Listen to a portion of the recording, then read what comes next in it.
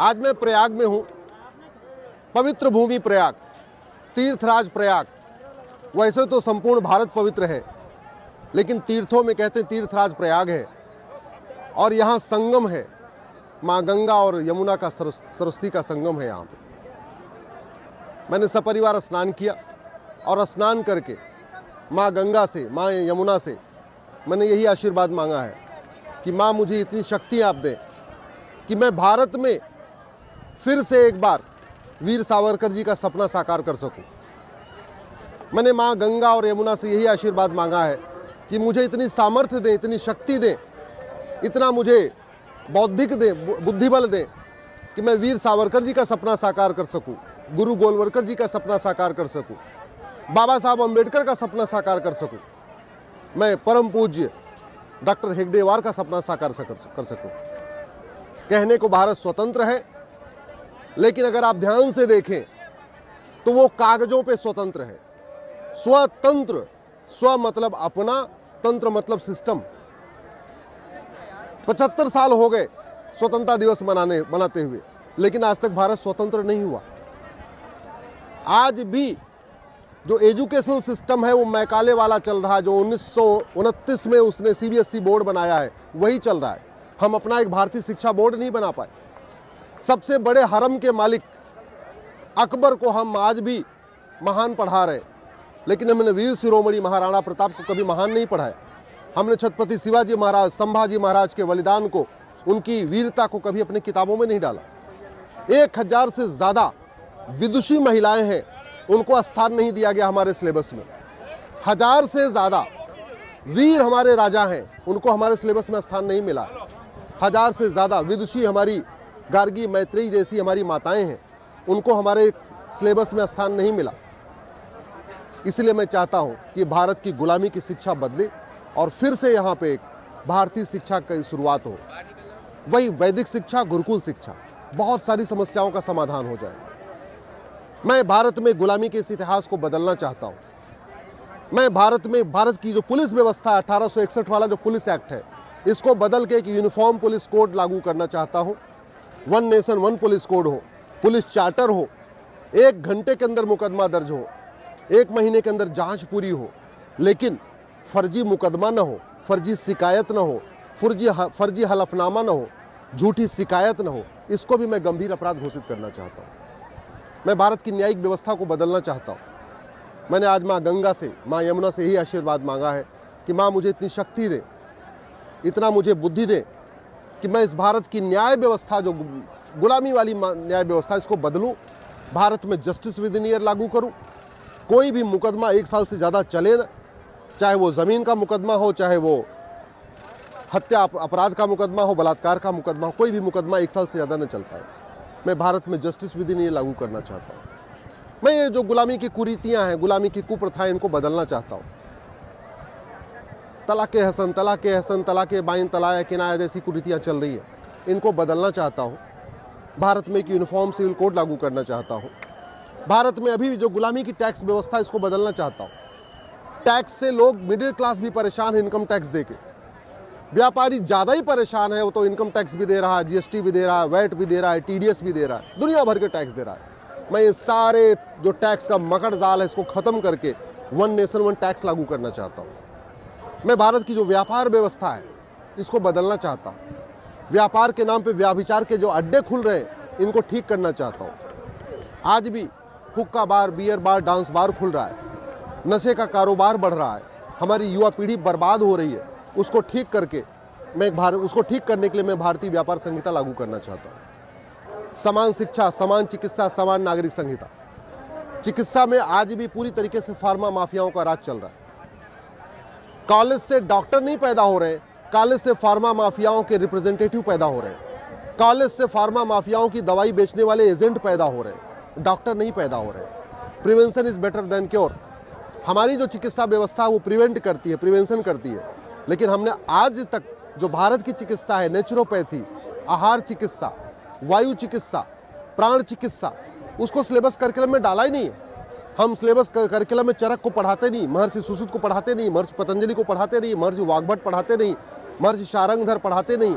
एक से बढ़कर एक हमारे यहाँ महान चिकित्सक हुए, उन्होंने बहुत अच्छे अच्छे ग्रंथों की रचना किया, लेकिन उनको हम पढ़ाते ही नहीं है। मैं इस भारत की चिकित्सा व्यवस्था को बदलना चाहता हूँ। मैं भारत की इस गुलामी की मानसिकता को बदलना चाहता हूँ। आज भी गुलामी के नाम चल रहे हैं। बाबर, हुमायूं, तुगलक, गजनी, गोरी, औरंगजेब के नाम पे सड़क मोहल्ले गलियां चल रही हैं। जिन वहशी दरिंदों ने हमारी माताओं और बहनों का बलात्कार किया, जिन वहशी दरिंदों ने हमारी माताओं बहनों को हरम में कैद कर दिया, जिन वहशी दरिंदों के कारण हमारी हजारों माताएं बहनें जौहर करने पे मजबूर हुई, आज उनके नाम पे भारत में सड़क मोहल्ले गलियां। दिल्ली को बसाए युधिष्ठिर ने, लेकिन पांडव परिवार के नाम पे दिल्ली में एक भी सड़क मोहल्ले गली नहीं है। न युधिष्ठिर रोड, न भीम रोड, न नकुल रोड, न सहदेव रोड, न कुंती रोड, न माद्री रोड, न अभिमन्यु रोड।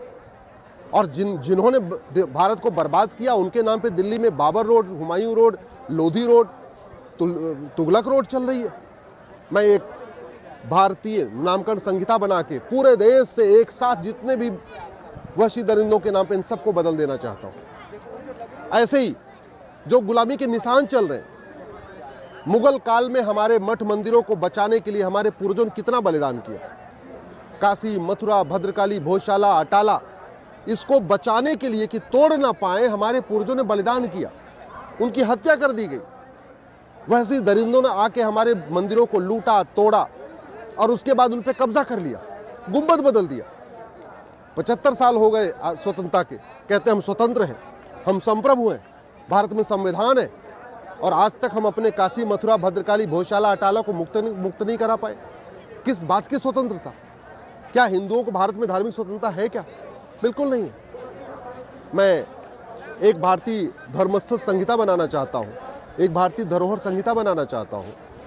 ना हमारे जो मुगलों के समय मठ मंदिर कंट्रोल किए गए वो मुक्त हुए, और ऊपर से हमारी बाद की सरकारों ने कानून बना के हमारे 4 लाख मठ मंदिरों को अपने कंट्रोल में ले लिया है। मैं उन 4 लाख मठ मंदिरों को फ्री करना चाहता हूँ, अपने मंदिरों को अध्ययन का केंद्र बनाना चाहता हूँ, अध्यात्म का केंद्र बनाना चाहता हूँ, उनको शक्ति केंद्र बनाना चाहता हूँ, उनको सूचना केंद्र बनाना चाहता हूँ, उनको वैदिक केंद्र बनाना चाहता हूँ। ये 4 लाख मठ मंदिर अगर मुक्त हो जाएं तो बहुत अच्छे काम हो सकते हैं, बड़े काम हो सकते हैं। लेकिन दुर्भाग्य आप देखिए कि मठ मंदिरों को कंट्रोल करने के लिए 35 कानून बना रखा है। 18 राज्यों में हमारे मठ मंदिर कंट्रोल में है, 4 लाख मठ मंदिर सरकार के कंट्रोल में है, लेकिन एक भी मस्जिद, एक भी चर्च सरकार के कंट्रोल में नहीं है। और जब हम मांग करते हैं तो हमें ही कहा जाता है मैं कम्युनल हूँ। मैं भारत में इस संविधान को लागू करना चाहता हूँ। संविधान का मतलब एक देश एक विधान होता है। संविधान का मतलब मजहब के आधार पर कोई नियम कानून नहीं होना चाहिए। और आप देखिए, कहते हैं संविधान है, भारत में संविधान चल रहा है, लेकिन वास्तव में देखिए तो भारत में बहुविधान चल रहा है। मजहब के आधार पर नियम कानून चल रहा है, मजहब के आधार पर कानून चल रहा है, मजहब के आधार पर वक्फ बोर्ड चल रहा है, मजहब के आधार पर वक्फ ट्रिब्यूनल चल रहा है, मजहब के आधार पर लोन चल रहा है, मजहब के आधार पर मंत्रालय चल रहा है, मजहब के आधार पर आयोग चल रहा है, और कहते हैं भारत में संविधान है।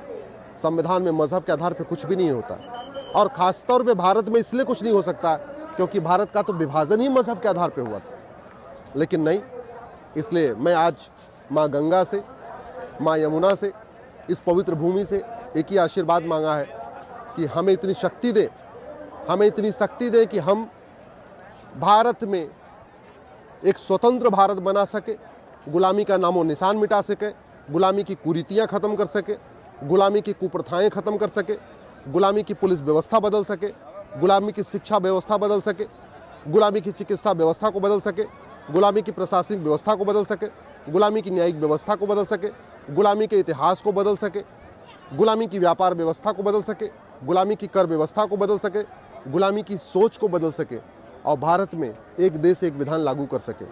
यही इसी की मेरी कोशिश है। इसीलिए मैं सोमवार से शुक्रवार सुप्रीम कोर्ट में लड़ता रहता हूँ, शनिवार, रविवार और बाकी छुट्टी के दिनों में पूरे देश में घूमता रहता हूँ। अब तक 500 जिलों में हमने प्रवास कर लिया है। 2025 में फिर शुरुआत हो चुकी है। आप लोग भी अपने अपने क्षेत्र में बड़ा कार्यक्रम आयोजित करिए, अपने अपने सांसद विधायक से मिलिए, दल गुलामी छोड़िए, क्योंकि आज के नेता 25 साल के बाद आपके बच्चों को बचाने नहीं आएंगे। लेकिन आज का कानून, जिन कानूनों की मैं बात कर रहा हूँ, अगले 500 वर्ष तक हमारी पीढ़ियों को सुरक्षित रखेगा। इसलिए कानून बदलवाने की बात करिए। डॉक्टर बदलने से बीमारी ठीक नहीं होती है, दवाई बदलनी पड़ती है, ऐसे शासक बदलने से भ्रष्टाचार, अपराध, जिहाद खत्म नहीं होता, बल्कि कानून बदलना पड़ता है। आपको ये वीडियो अच्छा लगे, इस वीडियो को अधिक से अधिक शेयर करिएगा, अपने हर जगह जितने भी सोशल मीडिया के प्लेटफॉर्म हैं वहाँ इसको शेयर करिएगा।